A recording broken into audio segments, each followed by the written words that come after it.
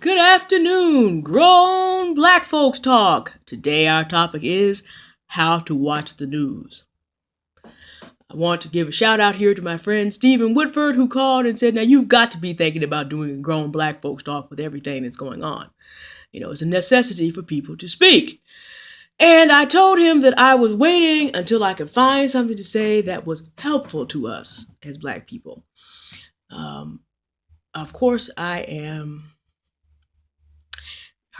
deeply upset and even hurt by the entire mess surrounding the Trump administration and Sergeant LaDavid Johnson.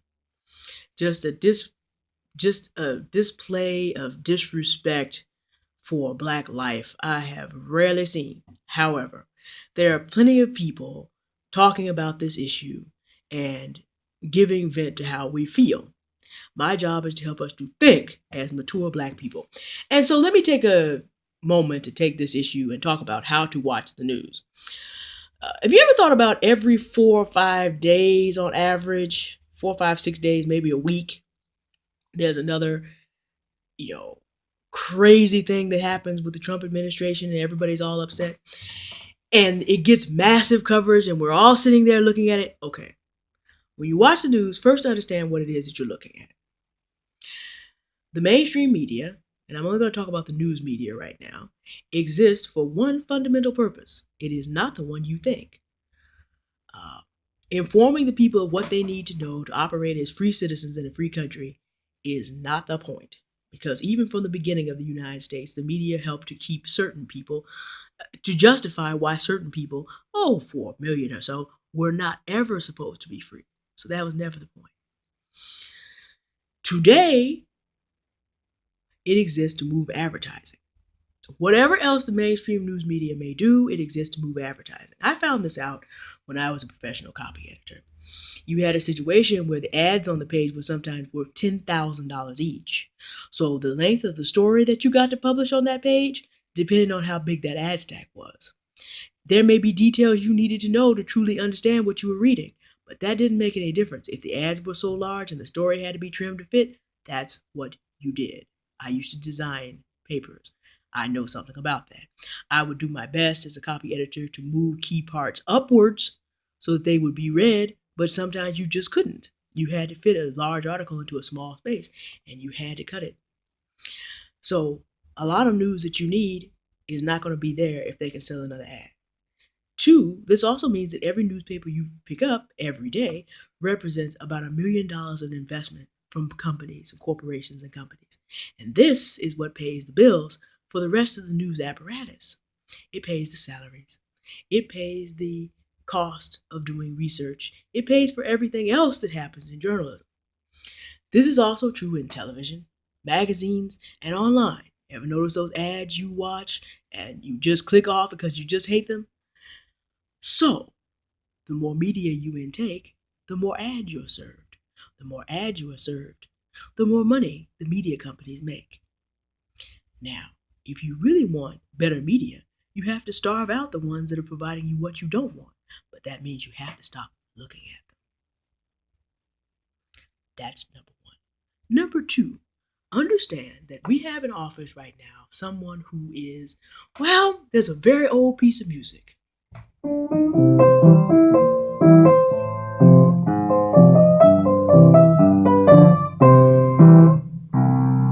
That's, of course, Scott Joplin's The Entertainer.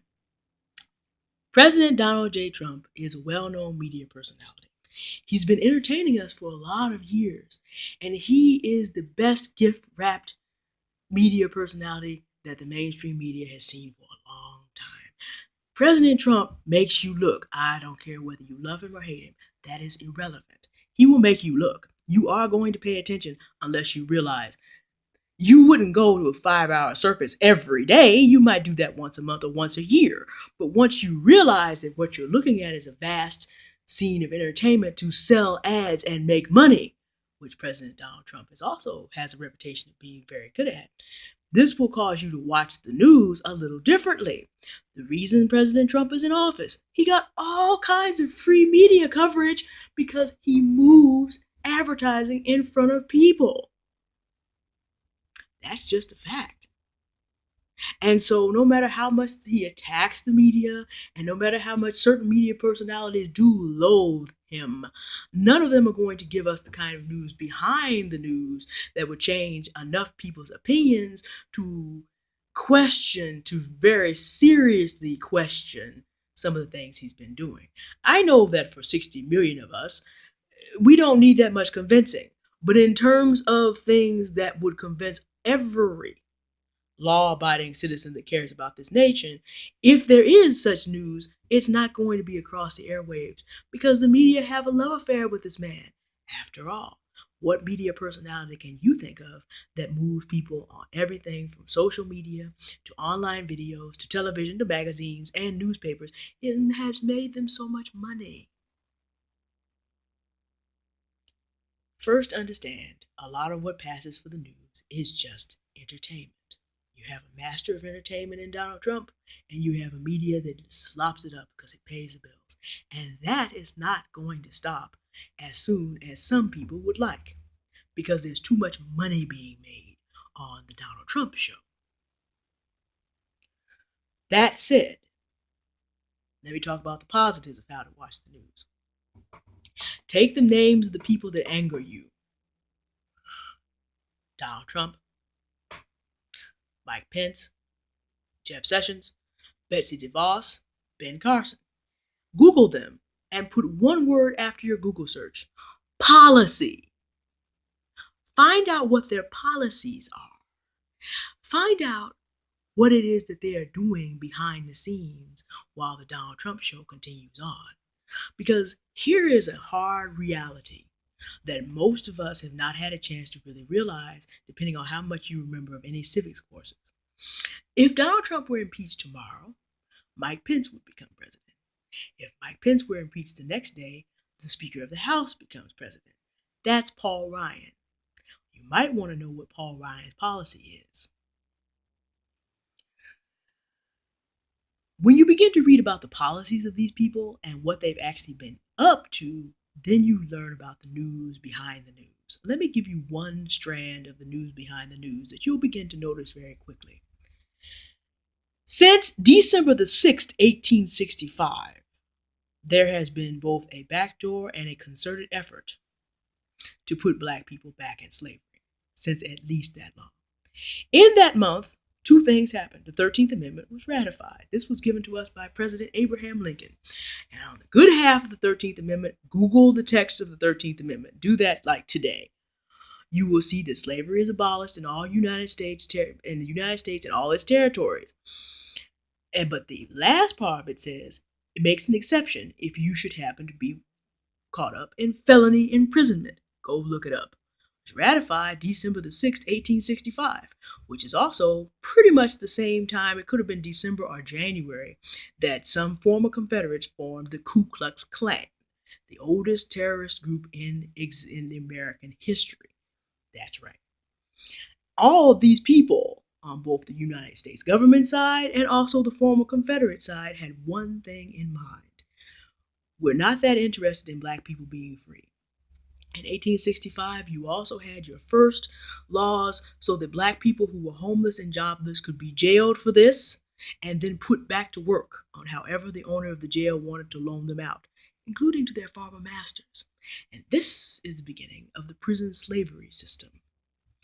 If you wonder the driving force behind Jim Crow that made a great number of jobs completely inaccessible to black people, what the goal of that was, if you wondered why the ability to black people to be educated over that time period was the same, and if you wonder why crack, which black people did not grow cocaine, nor is it anywhere near us, and guns, which we do not manufacture, began to flood our communities just as soon as Jim Crow was done away with in 1965.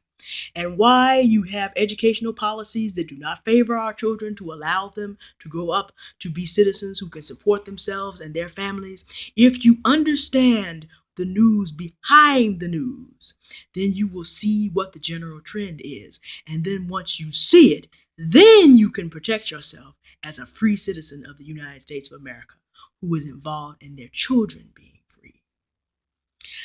One more thing. When you watch the news for things you need to take action on. The target is 3 Black people and their children. If your child is not reading at or close to grade level or above grade level, I mean to say, then there's a large possibility that that child will be aimed for the prison slavery that has been possible since December the 6th, 1865. A lot of educational outcomes that don't go well for us depend on that reality. But what you can do is begin to expend resources to make sure your child catches up. We might also need to pay attention to what's going on in technology. You have things such as artificial intelligence that are out there that are going to take a lot of jobs in the future. Learn, and that your child needs to understand technology, making apps, and something about STEM. Science, technology, engineering, and mathematics to be ready to make money in the environment that's coming. There's a lot of news out there, and there are a lot of opportunities, but you've got to learn to watch for what's going to be important to your freedom and your family. And that is how to watch the news. All right, take care, everybody. Goodbye.